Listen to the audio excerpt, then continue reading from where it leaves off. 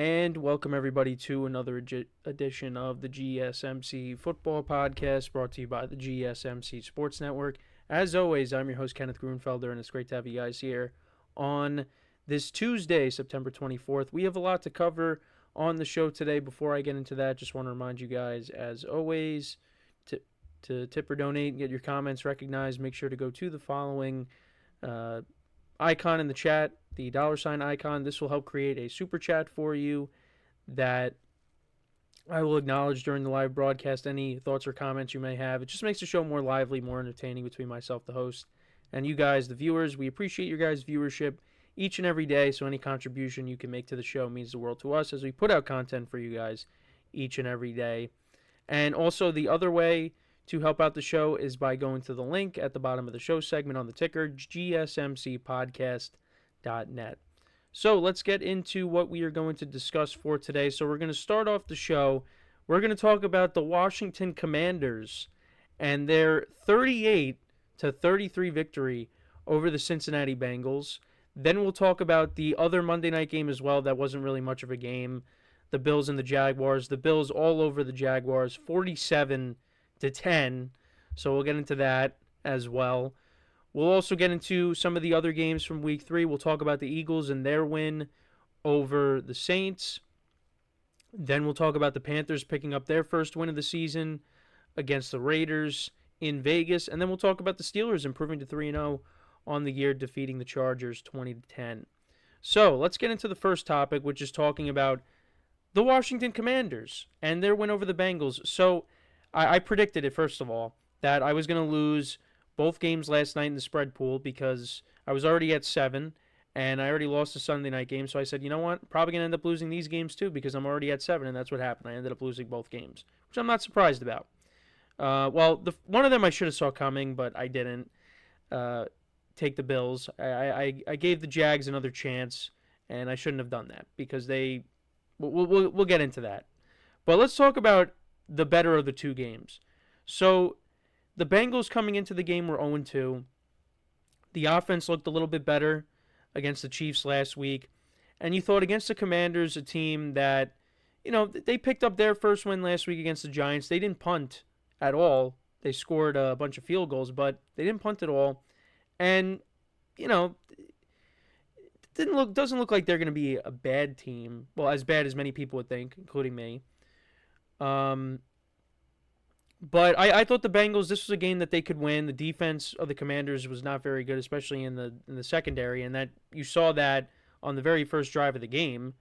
Joe Burrow connected with Jamar Chase, who had a big day for 41 yards for a touchdown, and the Bengals were up 7-0 just like that. And I thought, all right, well, the Bengals got this. I mean, they're gonna be all over this defense tonight. But didn't really factor in that the Commanders would be all over the Bengals defense last night because now this is interesting. So the Commanders didn't punt at all last week, and they just kicked field goals. They didn't punt at all again in this game. So let's get into the game summary. So like I said, Bengals, they started off the game with a touchdown, Burrow to Chase. That was great. But then the Commanders answered, and that's when I said, okay, well, if this is going to be a game, the Bengals defense can't stop anything. Because, again, there are a lot of times where you watch the first two possessions of a game, and you're like, this is how the game's going to go. And right after the Commanders scored, I said, that's not good. This game is going to be a shootout. And it was. The Commanders went 10 plays, 70 yards, 6 minutes of time of possession down the field, and Brian Robinson Jr. from 1 yard out scored a touchdown to make it 7-7. Then the Bengals, they went down the field, and Evan McPherson missed a field goal. This was a 48-yarder. The Commanders, on their second drive, they went down the field in a little over 3 minutes to put themselves up 14-7. Austin Eckler from 24 yards out. He left this game early. I think he suffered a concussion in this game. So hope everything's all right there. But, yeah, he looked good on that touchdown run. And, once he comes back, the Commanders, they got a nice little combination with him and Brian Robinson Jr. At least, last night it was effective. So then the Bengals answered with another field goal. Evan McPherson from 28 yards out to make it 14-10. Then the Commanders again scored a touchdown. Jayden Daniels a rushing touchdown from 4 yards out. The Bengals did answer with another field goal drive to make it 21-13. Evan McPherson from 31 yards out. So yeah, there were no punts in the first half. And that continued into there were no punts at all. There were no punts at all in this game. So we go into the third quarter. Commanders put up another touchdown drive. Jayden Daniels connected with Scott for 1 yard. That was one of the offensive linemen that caught that. So that made it 28-13. And then the Bengals answered with another touchdown drive. Joe Burrow connected with JioSaavn from 2 yards out. He's been good for them. He's taken over that Tyler Boyd role. So that made it 28-20. Commanders then answered with another field goal drive. Austin Seibert's been money for them since they picked him up. Kicked a 42-yard field goal, so that made it 31-20. Then the Bengals answered with another touchdown. Burrow to Chase for 31 yards. They failed on the 2-point try. There was some controversy on that call. No call, because it looked like that Higgins was interfered with on the 2-point try, but they didn't call it.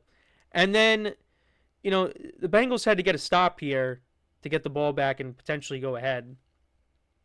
And they weren't able to do that. So this was on 3rd and 7 from the Bengals 27, and it was a cover 0, and Jayden Daniels connected with Terry McLaurin for a 27-yard touchdown, and that put the game out of reach at that point. The Bengals did score another touchdown. That was a Zach Moss touchdown from 1 yard out to make it 38-33. But, the Bengals went for an onside kick, didn't get it, and the Commanders get the win. That was a huge win for them. Jayden Daniels played very well in this game, 21-23, 254 yards, 2 touchdowns, no interceptions. Also had a rushing touchdown in this game, like I mentioned. So 3 total touchdowns on the day. And I wanted to put up his graphic. So yeah, these are his full stats. So 3 total touchdowns in the game. The Commanders as a team ran the ball for 108 yards. Jayden Daniels had 39, Eckler had 35, Brian Robinson Jr. had 33. They all had touchdowns. Terry McLaurin had 4 receptions for 100 yards and a touchdown. He's got a quarterback, finally, which, he's going to really benefit from that, and you saw that last night, and that's going to continue throughout the season. Luke McCaffrey, 3 for 44. Zach Ertz had 5 for 38. Noah Brown, 3 for 29. De'Ami Brown had 2 for 16. The Commanders had a couple of sacks in the game.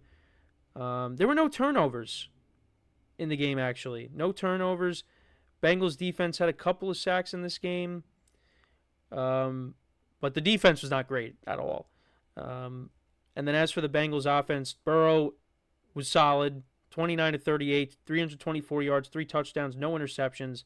62 yards on the ground by Chase Brown. Zach Moss, 58 yards and a touchdown. Jamar Chase, he broke out, 6 receptions for 118 yards and 2 touchdowns. Andre Yoshivas, 5 for 52 and a touchdown. Mike Gesicki, 4 for 47. Zach Moss, 5 for 39. T. Higgins, 3 for 39 in his first game back. Evan McPherson went 2 for 3 on field goals. But yeah, my takeaways from this game, Jayden Daniels looks legit. Hit Terry McLaurin on a couple of deep throws, not just a touchdown, but another one that set up another scoring drive for them. He looks really good. You could also say the Bengals defense is bad, but I think it was a little bit of both. I think this Commanders offense is starting to, click, and I just think the Bengals defense is not good.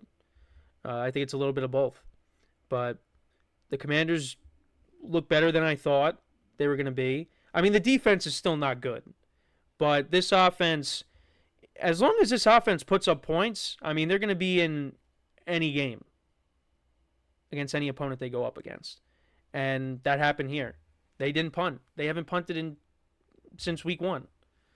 So, but also, I think the bigger concern here is on the Bengals side. The defense was not good at all yesterday. They were getting burnt, and they had no answers.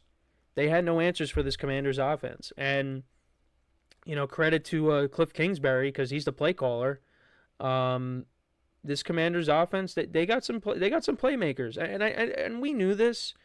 It's just for me, the defense was so bad last year that I just thought that was really going to impact this team, and it still does, and it's still going to. But this offense is better than I think people would have originally have thought. So I give them a lot of credit. And for the Bengals, I mean, you're 0-3 now, and I think it's time. I know it's we're only going into week 4, but you're 0-3. I think that panic button might be getting pressed because that defense. I don't know. They were missing some guys last night in the running game. They were missing Sheldon Rankins and B.J. Hill. Also, I don't think Von Bell played, but I didn't get a chance to do that, but I wanted to go back and look at the defense that got the Bengals to the Super Bowl because they definitely. They lost Jesse Bates. That's one guy I could think of. He was definitely missed last night. A couple of other guys in the secondary. I know Eli Apple was in that secondary when they went, but he's not that good. But I know Jesse Bates, they definitely miss him on the back end there. So, yeah, it's not looking good right now for the Bengals. They are definitely better than an 0-3 team. And I feel like, they're not going to go winless. They're going to get back on the right track at some point. But, it doesn't help where their offense played really well last night. And your defense was just the complete opposite. Couldn't stop anything. How are you going to beat anyone if you can't stop anything? And Joe Burrow and Jamar Chase got on the right page, and you thought, all right, this is where the Bengals get it going, and it didn't happen. So, look, I go back to the 2015 Chiefs. They were 1-5, and they made the playoffs. The Bengals could do the same thing. But there's some things that they got to clean up. But props to the Commanders, props to Jayden Daniels. He played very well last night. And they take on the Cardinals. And, the Cardinals, they've been good so far this year. I know they got shut down by, the Lions and their defense. James Conner did nothing in the running game. But you know what? That's going to happen. That could be a shootout. I might want to take the over in that game. We'll see if the Commanders punt next week because they haven't punted in 2 weeks. But congrats to them. This is a step in the right direction. This is a massive win on the road for them. But let me know what you guys think about this game for both the Commanders and the Bengals. Definitely some big concerns for the Bengals going forward. So we're going to take our first break of the show. When we come back, we will discuss the Bills and their win over the Jaguars, 47-10. Yeah, you read that right. So we will get into that when we come back from our first break. So with that being said, stick around, and we'll be right back here on the GSMC Football Podcast.